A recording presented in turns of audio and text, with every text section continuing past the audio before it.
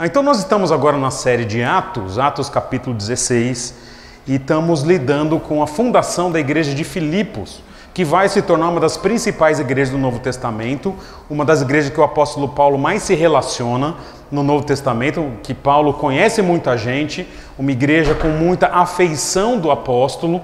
A gente já lidou com filipenses aqui na igreja nos anos passados, e é uma igreja muito especial, e ela é especial não só pela forma com que o apóstolo lida com ela posteriormente, mas ela é especial basicamente pelas dificuldades também que aconteceram quando Paulo começa a pregar o evangelho.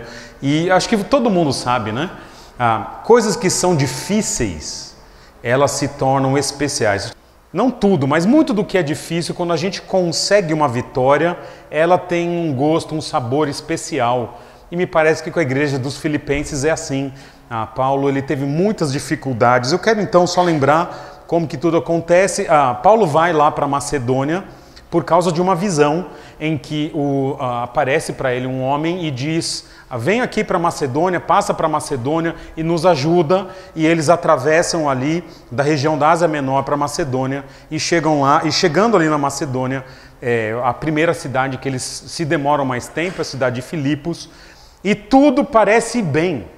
Paulo é avisado por uma visão, ele chega, ele vai orar num sábado ali perto do rio, e uma mulher chamada Lídia se converte, e eles vão, Paulo, Silas, Timóteo e provavelmente Lucas, vão morar temporariamente ali, a convite de Lídia, na casa dela, e as coisas estão indo bem ali, mas até que acontece aquilo que nós começamos a lidar 2, 3 semanas atrás, quando chegam os grandes obstáculos. Turma, não é porque Deus tem um plano de conversão, de estabelecimento da igreja, ou uma visão que aparece para o apóstolo, não é porque Deus tem um plano que as coisas são fáceis.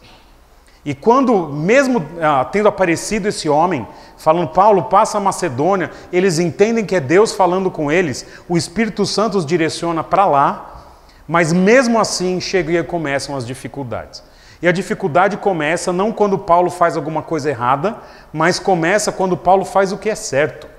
Eles estão caminhando em direção ao rio, ali naquela situação, ali para orar, como já um grupo de crentes da região, e vem uma escrava atrás deles por bastante tempo, gritando: estes homens são servos do Deus Altíssimo e anunciam para vocês o caminho da salvação.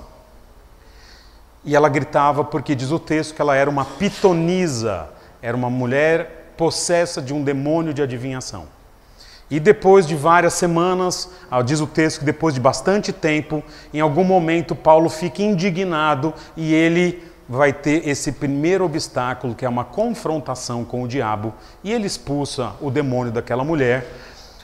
E aí nós lidamos com esse primeiro obstáculo, que foi o diabo. Tendo expulsado esse demônio, os senhores daquela moça, eles perdem dinheiro. E aí chega o segundo obstáculo, que é um sistema, que nós estamos chamando de mundo, sistema mundo, que é um sistema de valores, de crenças, que é contrário ao evangelho. E agora não é a fúria do diabo que eles vão ter, mas é a fúria do mundo. E os apóstolos vão sofrer nas costas, vão sofrer na pele a perseguição ou esse embate de valores com o mundo que é hostil à palavra de Deus e à pregação do evangelho, e eles são açoitados e são presos. Então o primeiro obstáculo foi o diabo, o segundo obstáculo foi o mundo. E para terminar essa minissérie de Atos 16, eu quero lidar com vocês hoje o último obstáculo para que o evangelho chegue na vida de alguém. A gente eventualmente tem que enfrentar forças demoníacas, eventualmente tem que enfrentar uma resistência dos valores mundanos, mas o último e sempre talvez o mais difícil, mas também o obstáculo que traz mais esperança à pregação do evangelho é o coração humano. E eu estou dando o nome desse último sermão de Algoz a Irmão. Os obstáculos à pregação do evangelho, agora nós vamos falar do coração, ok? E é isso que eu quero trabalhar com vocês. Agora, Paulo e Barnabé, nesse processo de ter sido presos, eles vão a lidar com um homem que é um carcereiro. Então abra comigo Atos capítulo 16, versículos 23 em diante. Esse é o texto que eu quero ler com vocês aqui, Atos 16, 23 em diante. É só até o versículo 34 e é basicamente a história de conversão que está embutida nessa perseguição toda que nós já lidamos aqui, mas a conversão do carcereiro e de sua família, representando o último obstáculo a ser vencido na pregação do Evangelho, que é o coração humano. Diz assim o texto de Atos 16, 23. Depois de serem severamente açoitados, falando dos apóstolos, foram lançados na prisão. E o carcereiro recebeu instrução para vigiá-los com cuidado. Tendo recebido tais ordens, ele os lançou no cárcere interior e lhes prendeu os pés no tronco. Isso aqui nós já vimos. Compõe o conflito com o mundo. Mas é só para dar o contexto, porque agora a gente vai começar a lidar com o texto de hoje. Por volta da meia-noite, Paulo e Silas estavam orando e cantando hinos a Deus, e os outros presos os ouviam. De repente, houve um terremoto tão violento que os alicerces da prisão foram abalados. Imediatamente, todas as portas se abriram e as correntes de todos se soltaram. O carcereiro acordou e, vendo abertas as portas da prisão, desembainhou sua espada para se matar, porque pensava que os presos tivessem fugido. Mas Paulo gritou: "Não faça isso, estamos todos aqui." O carcereiro pediu luz, entrou correndo e, trêmulo, prostrou-se diante de Paulo e Silas. Então levou-os para fora e perguntou: "Senhores, o que eu devo fazer para ser salvo?" E eles responderam: "Creiam no Senhor Jesus e serão salvos você e os de sua casa." E pregaram a palavra de Deus a ele e a todos os de sua casa. E naquela mesma hora da noite, o carcereiro lavou as feridas deles. Em seguida, ele e todos os seus foram batizados. Então, os levou para sua casa, servindo-lhes uma refeição, e com todos os de sua casa alegrou-se muito por haver crido em Deus. Nessa série de obstáculos à pregação do Evangelho, nós criamos um esqueminha que nos ajuda a compreender logicamente como funciona cada obstáculo. Então nós vamos lidar com a situação daquele obstáculo, lidamos com a situação do diabo no mundo, a situação dos valores mundanos, e vamos lidar com a situação do coração humano revelada aqui nesse texto. Depois, brevemente, vamos lidar com a interação entre um coração idólatra e o Evangelho, e finalmente a solução, como que a gente vence um coração idólatra. Então eu quero começar falando então...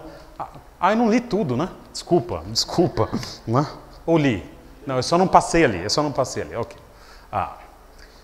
Quero lidar então com a realidade aqui, a situação do coração humano. Turma, eu estou usando a frase de João Calvino.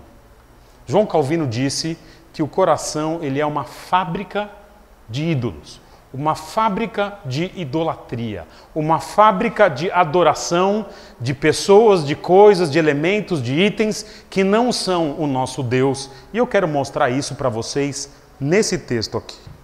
É um texto bem sutil no que diz respeito ao coração do carcereiro. Mas o fato de ser sutil não quer dizer que não está lá. Só quer dizer que a gente tem que cavocar para encontrar. Mas é possível perceber como o coração desse homem funciona. Veja comigo o versículo 27, olha aqui que está ali para vocês. Então, conforme o carcereiro acorda, ele tem uma percepção de que todos os presos fugiram. Olha o que diz o texto. O carcereiro acordou e, vendo abertas as portas da prisão, desembainhou sua espada para se matar, porque pensava que os presos tivessem fugido. E eu quero trabalhar essa possível atitude, ou atitude que está para acontecer aqui do carcereiro, ao ver a prisão aberta e imaginar que os presos não estão lá, esse homem, ele não era uma ameaça, ele ia se matar. Ele está prestes a se matar, não sei como que se mata com espada. Na cultura japonesa é assim, não sei se dá para... Enfim, é melhor não pensar, né? Mas, de alguma forma, ele ia se jogar na espada, enfim.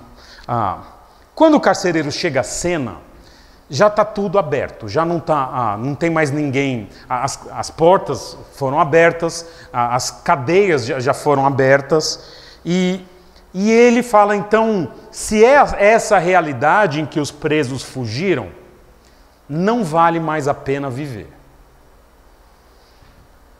Quando alguém diz, não vale mais a pena viver, é uma expressão de que as suas esperanças, de que a sua confiança, de que a sua ideia de realizações, alguma coisa que ele confiava, aquilo se perdeu a tal ponto que para ele não vale mais, a vida não tem mais sentido. Quando ele perde aquilo que dá sentido à sua vida, seja a sua profissão, seja a sua responsabilidade, ou seja a sua liberdade, porque ele poderia ser preso, se os presos tivessem fugido, ou poderia ser condenado à morte, ou seja, enfim, ele entende que perdendo aquilo que ele mais valoriza, aquilo que ele mais ama, não vale mais a pena viver. Em outras palavras, é isso que a Bíblia chama idolatria.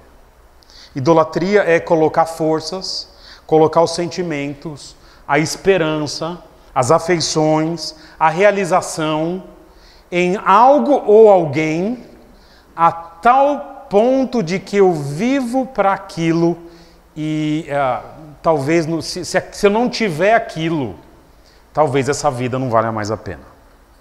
E o coração humano, ele é essencialmente assim.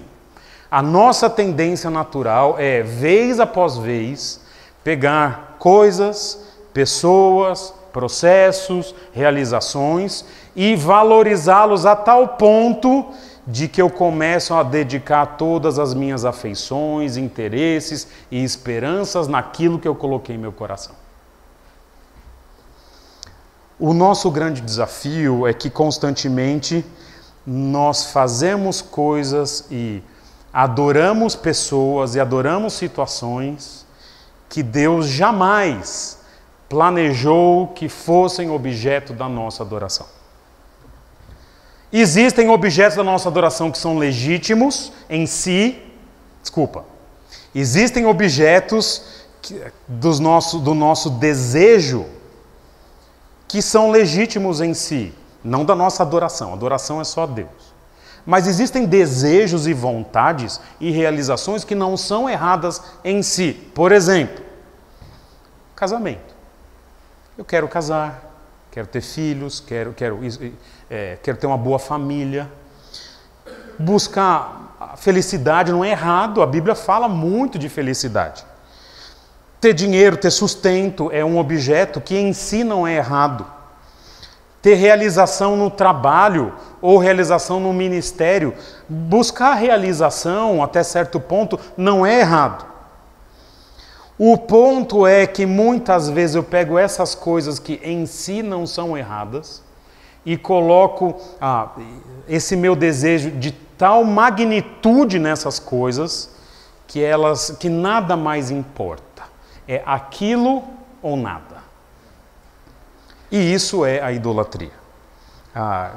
Nesse caso, justamente o que acontece com o carcereiro. Ao perceber que ele vai perder algo que é importante, que o texto não revela o que é. Pode ser, inclusive, a sua liberdade. Para ele, entre perder a liberdade e a vida, ele prefere perder a vida.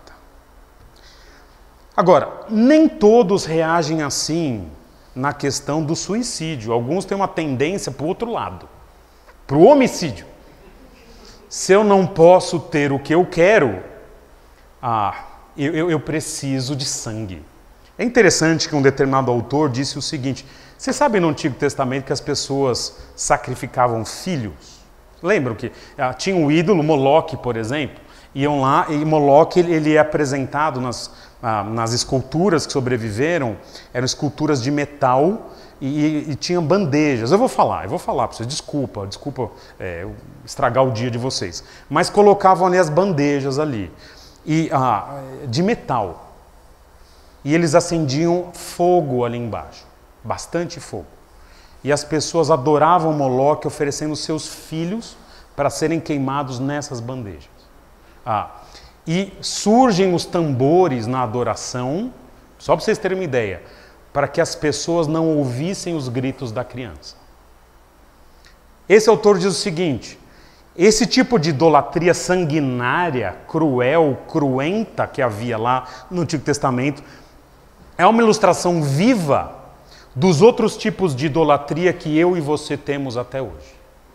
Porque quando a gente quer manipular alguma divindade ou alguma coisa que a gente adora, e aquilo não é do nosso jeito, os ídolos pedem sangue. E é assim. E o sangue pode ser do outro, do filho que queima lá, ou pode ser o próprio sangue. Sempre que algum desejo se torna idólatra, para alguém adorar esse desejo e não consegue aquilo que quer tanto que aquilo vai se transformar de alguma forma em sangue, ou contra o outro, ou contra si mesmo. É aí que nós temos o homicídio e o suicídio. São duas formas extremas de idolatria. E eu quero então aproveitar, falar que essa realidade, o coração humano, ele tende a fazer isso. A gente faz isso com o filho, de colocar o filho acima da minha fidelidade a Deus, de colocar o trabalho ou o dinheiro, que normalmente o trabalho não é em si a questão, às vezes a realização é, mas às vezes o dinheiro, eu por amor ao dinheiro, eu faço coisas, e quando eu não tenho, eu estou disposto a sangue. Mas eu quero trabalhar, eu quero aproveitar para tocar num tema sensível com a igreja hoje, a partir do que o carcereiro vai falar, que é o tema desses dois lados, do homicídio e do suicídio. Eu quero conversar um pouquinho sobre o extremo do suicídio, que é uma das realidades que a gente enfrenta na nossa jornada. Alguns de nós aqui não são, eu acho que é uma boa parte. Quando a gente não tem os nossos desejos tão fortes supridos, eventualmente passa a ideia de que eu vou me matar. Para o resto da igreja, provavelmente eu vou te matar, né? Então, mas conhecendo em termos de personalidade, o extremo da fuga é o suicídio, o extremo da confrontação é o homicídio, e eu quero trabalhar um pouquinho a idolatria a ponto de alguém se matar só aqui no nosso sermão. É importante a gente lidar com esse tipo de coisa na igreja. Suicídio é uma coisa muito mais falada hoje do que era antigamente, mas ainda é pouco falada nas igrejas. A gente que lida com as pessoas e lida com o nosso próprio coração tem que entender que pensamentos suicidas, pessoas com tendência suicida, elas estão presentes em tudo quanto é lugar e seguramente aqui na igreja também. E é essa decisão extremada de que se tem algo nessa vida que para mim é muito importante, a ponto de eu viver para isso, se eu não tenho aquilo, em algum momento eu falo, quer saber? Cara, não vale a pena viver. O indivíduo tem um valor, uma crença, um afeto, que é tão importante que nada e ninguém mais importa, nem a opinião de Deus, nem a opinião das pessoas à sua volta. O que importa é ter aquilo ou nada. É interessante, ou seja, o pensamento por determinado valor, pessoa, objeto, se torna tão dominante que a pessoa quer ou aquilo ou a morte. E é o processo extremo da idolatria no que diz respeito à fuga das coisas dessa vida. Se você pesquisar, uma pesquisa rápida, hoje na internet tem muita coisa sobre suicídio, Há problemas mais comuns que levam as pessoas a considerarem o suicídio. Primeiro, por exemplo, problemas no amor e problemas familiares, até na história, né? A William Shakespeare, lembram, né? A história de Romeu e Julieta, né? Do queijo com a goiabada, né? É a história que são dois adolescentes que têm um amor tão idólatra um pelo outro, que se não têm o amor de um pelo outro, estão dispostos a ir às últimas consequências. E, salvo engano, eu não li Romeu e Julieta, salvo engano, eles se matam no final, não é isso? Né? Desculpa o spoiler, né? O spoiler mais dado na história do mundo, todo mundo sabe disso, né? Mas problemas amorosos, familiares, a pessoa coloca a sua esperança na questão familiar de forma tão forte que está disposta a se matar. Questão de drogas e alcoolismo. A pessoa, por abusar de substâncias, ela querendo provavelmente fugir de problemas ou situações da vida, ela vai ali para as drogas, para o álcool, e a partir daí também são fatores que não determinam, mas influenciam na questão do suicídio. Fala-se muito a questão do bullying, ou seja, a pessoa ali sofre uma série de perseguições na escola normalmente, e não sabendo lidar com essa pressão esmagadora, ela entende que é melhor morrer e também se mata muitas vezes. A questão também, às vezes, do diagnóstico de doença, a pessoa diagnosticada com câncer, e ela fala, se é para sofrer, entre sofrer e morrer, eu prefiro já acabar com a minha vida.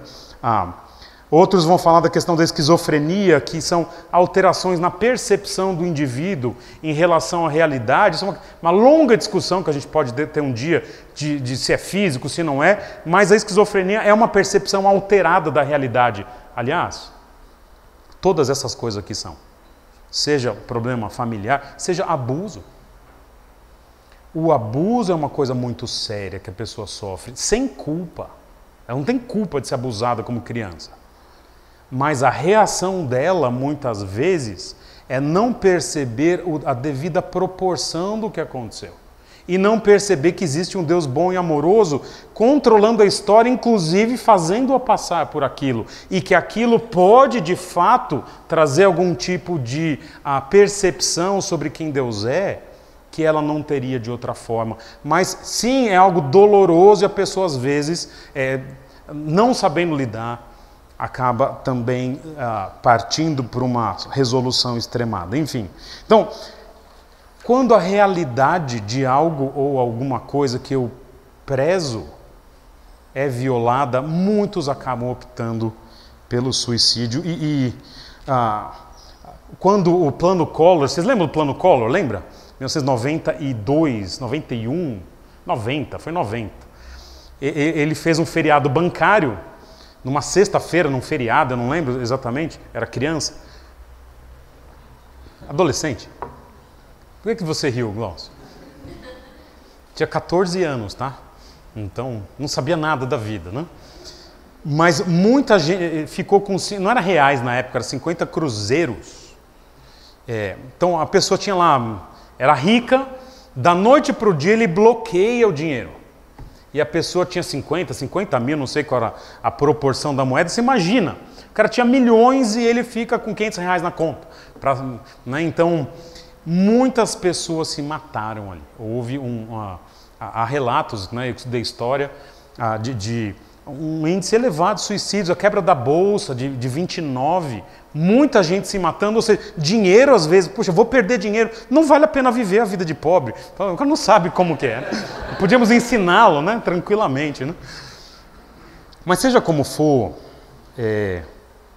para lidar com o suicídio, nós vamos ter que trabalhar essa questão de para que o indivíduo vive, ou melhor, para quem a pessoa vive.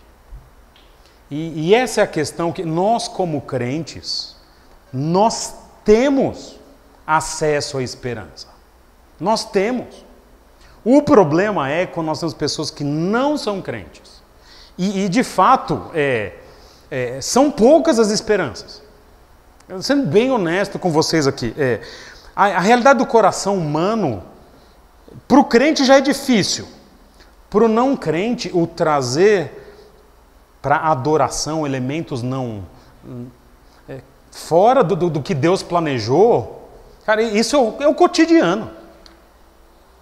O que nós vamos trabalhar para pessoas que não são crentes, desculpa, vai ser depois, é o evangelismo. É o evangelismo prático com amor e pregação. Agora, para quem é crente, é realinhar o propósito da vida, que a gente sabe que é glorificar a Deus. Mas, de alguma forma, ensinar isso de forma que a pessoa entenda que é isso. E aí colocar Deus na sua devida proporção, o nosso Senhor, Jesus Cristo, nosso Salvador. É Ele que eu devo agradar, não a mim. É Ele que eu tenho, para Ele que eu tenho que viver, não para mim. Ah, mas está difícil. Ninguém diz que ia ser fácil. Mas é alinhar essas expectativas e alinhar quem é de fato o amor da nossa alma. Essa é a realidade. Okay? Então, esse camarada aqui, ele não é crente. Ele coloca suas esperanças e expectativas nessa vida. E quando ele perde as suas esperanças, o que ele faz? Eu vou me matar. E aí eu quero trabalhar rapidamente com vocês o segundo elemento da gente, que é a interação. E estou resumindo a interação numa palavra, a interação com pessoas não crentes, cujo coração é idólatra. Ela depende dessa palavrinha aqui. É uma interação oportunista. O texto não lida com essa interação, porque quando a interação acontece, já vai para a solução, que vai ser o nosso último ponto aqui. Mas uma questão interessante, que eu tiro mais do silêncio do texto do que dessas palavras aqui. Neste texto de Atos 16, Paulo lidou com aquela moça endemoniada, lidou depois com os soldados, lidou com magistrados, lidou com os outros presos, lidou com a multidão, e para nenhum desses Paulo fala de Jesus. Nenhum desses. Para não estar registrado. Mas dificilmente você vai falar de Jesus enquanto estão açoitando as suas costas. Pode acontecer, mas não é comum. Ok? Não é comum receber os açoites e muito menos falar enquanto se apanha. Mas o que acontece? Com o carcereiro ele tem a oportunidade. E o que eu estou dizendo? A interação que acontece entre pessoas crentes que vão se deparar com pessoas não crentes, cujo coração é idólatra. Ela é uma interação que depende de oportunidade. E ela é que nem na biologia, ela é oportunista. Na biologia, eu estudei um pouco de biologia também, a gente é doido na vida, faz um monte de coisa. Na biologia existem espécies cuja alimentação é oportunista. O que isso significa? Não são animais que vão atrás das presas, por exemplo. Mas eles ficam lá, tipo de boa, esperando o momento em que a presa passa lá, ou esperando uma aproximação. Por exemplo, tem uma cobra, vocês já ouviram falar que tem um rabo de aranha? Não é que tem uma aranha, o rabo parece uma aranha, e ela fica lá. Aí vem um passarinho, uma aranha, que legal, e a cobra vai lá e pega. Alguns parasitas são assim. Não é? Se você já viajou o suficiente no mundo, não é? E eu sou o cara mais fraco para essas coisas, todo lugar que eu vou, eu pego algum bicho. Não é? Não um bicho, mas um bicho. Não é? Dentro de nós, assim. Não é? Por exemplo, tem um protozoário chamado giardia. Já ouviram falar? Já? Cara, eu conheço a giardia do norte de Minas. Conheço a giardia do Quênia. Eu posso dizer, a do Quênia é pior. Mas como que você pega giardíase? Com água, normalmente tomando banho ou bebendo água contaminada. Então, o bicho está lá, está vivendo a vida dele, nadando como protozoário, feliz. Né? E vai lá o pastor Pedro e pá, ele foi para o ambiente. E aí, turma, é um estrago, hein? Nossa, ali é um estrago. Não pesquise giardíase na internet, não pesquise. Essa é a minha sugestão, tá bom? Mas isso é a questão de ser oportunista. Turma, muito do evangelismo que acontece na Escritura, para um missionário como Paulo, é um evangelismo oportunista. Nem todo momento a gente consegue. Mas o ponto tem que estar atento. O que eu vejo muitas vezes irmãos em Cristo na sua interação com pessoas não crentes, vivendo a sua vida distraidamente. O indivíduo vai ao médico, vai ao dentista, ou é o dentista, fica na fila do banco, vai na lotérica, Sérgio, não é? Não vai na lotérica? Os crentes vão na lotérica, não vão? Fazer o quê? Pagar contas também, não é?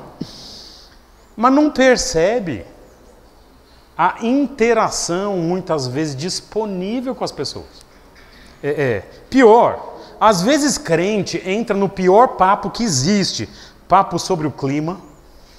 Essa semana mudou, né? Então, eu não conversei com muita gente, não crente esses dias, mas com os poucos que eu conversei, todo mundo falou: nossa, mas esfriou, hein? Ontem estava o pedreiro lá da casa do lado. Oi, seu Pedro, tudo bem? Mas esfriou, hein? Esfriou. Não é? Papo de política, cara.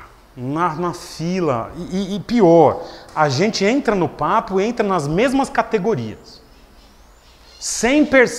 Não tem uma palavra temperada com sal. Pior, às vezes reclama mais que o incrédulo que puxou o papo. Não é? Esses caras tudo... Turma,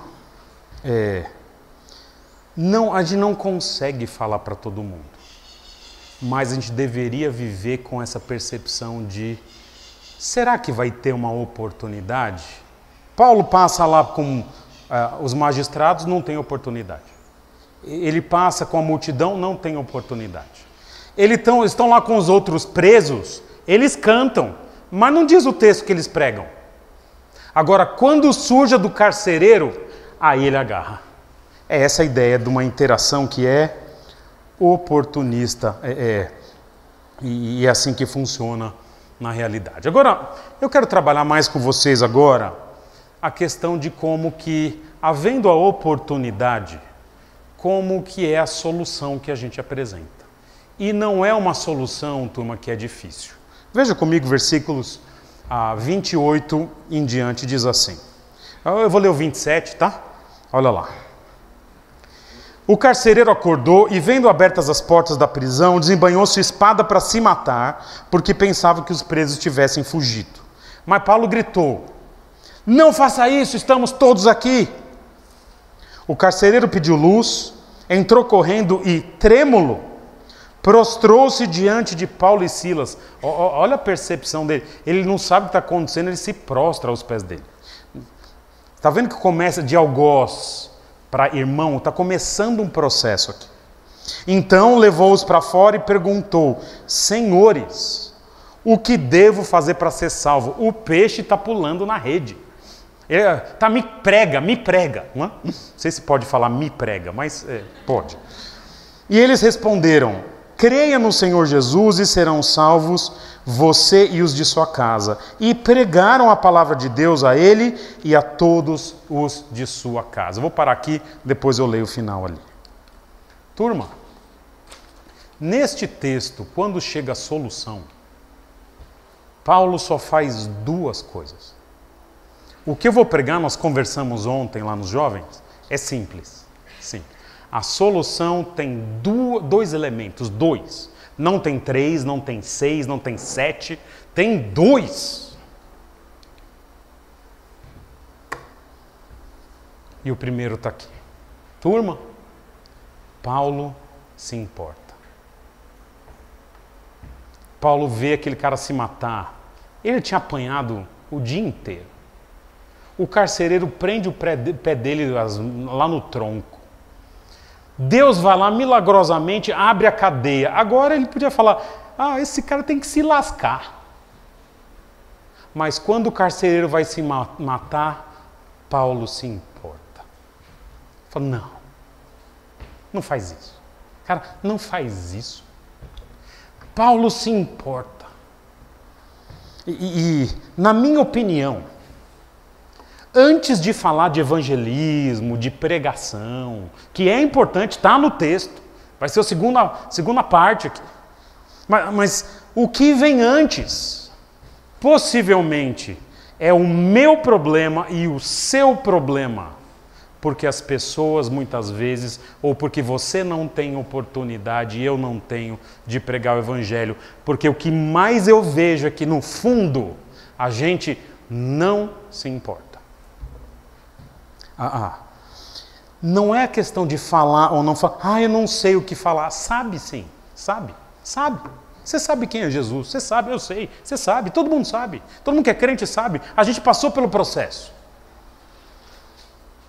Mas a questão é que as pessoas com quem nós convivemos, mesmo quando temos oportunidade, e algumas oportunidades são terríveis, como essa aqui, a gente não se importa. Eu acho que tem alguns de nós, quando esse carcereiro ia se matar, talvez em vez de falar, não faz isso, talvez desse um passo para trás, para não manchar a calça de sangue. Porque a gente é assim às vezes. Porque nós temos o nosso círculo de pessoas, nós temos nossos vizinhos, nossos amigos, colegas de trabalho, colegas da escola, pessoas da igreja, pessoas que... Nós temos gente angustiada hoje. Você tem aqui hoje. Nós temos pessoas que estão sobrecarregadas com seus pecados, sua vida longe do Senhor. Nós temos pessoas lutando com doença. Nós temos pessoas lutando com um casamento difícil. Temos pessoas sem esperança. Nós temos. Só que para a gente olhar isso, ou melhor, para a gente ver isso, a gente precisa olhar. Olhar como alguém que se importa. Paulo ama esse homem a ponto de impedir que esse homem se mate. E é interessante que eu acho que um dos milagres aqui é que nem os outros presos tinham fugido. Está todo mundo lá, talvez sob a liderança de Paulo e Silas, falando, não, Deus fez um milagre, fica aí, não sei se é isso. Mesmo numa prisão injusta, olha o que eu vou falar. Mesmo tendo havido uma prisão que foi injusta, contra a lei romana. Mesmo Deus abrindo milagrosamente as portas da prisão. O que o apóstolo faz, ele se submete ao processo legal estabelecido e vai até o fim. E aí, por Paulo se importar com ele, aí vem a segunda parte, que é pregar. O carcereiro pediu luz, entrou correndo e trêmulo e prostrou-se diante de Paulo e Silas. Versículo 29. 30. Então levou-os para fora e perguntou, senhores, que devo fazer para ser salvo? E eles responderam, creia no Senhor Jesus e serão salvos você e os de sua casa. E pregaram a palavra de Deus a ele e a todos os de sua casa. A segunda ação do apóstolo, que é pregar, deriva da primeira, porque Paulo se importa, ele impede que aquele homem se mate e agora ele prega. E essa ordem é importante. A gente ama e prega. As ações do amor, turma, elas preparam a pessoa que nós estamos amando para que ouçam as palavras de amor, de justiça e condenação. Aquela ideia de prega o evangelho, se possível, com palavras, ela é mentirosa, porque o evangelho é uma mensagem. Mas a gente prega o evangelho com palavras, depois de demonstrar, às vezes com palavras também, o nosso amor ao nosso interlocutor. Há textos que indicam que Jesus amava profundamente as pessoas. Jovem rico, diz o texto que ele o amou, mas jovem vai embora. Ou então Mateus 9, Kevin, que nós vamos ouvir você pregar um dia, você está me enrolando. As ovelhas estavam desanimadas, lançadas, jogadas, como ovelhas que não têm pastor. Porque Jesus se importa, quando ele prega, primeiro ele ama e depois ele prega. O amor, ele precede a pregação. E muitas vezes nós não temos problema com o conteúdo do evangelho. Nós temos problema em perceber a necessidade das pessoas. A questão do coração humano, turma, é que diferentemente em relação ao mundo e ao diabo que nós lidamos, o coração humano ele não é apenas um obstáculo ao Evangelho. O problema do coração humano ele é um obstáculo, essa fábrica de ídolos, mas o coração humano do nosso vizinho, ouçam o que eu vou dizer, é também a nossa missão.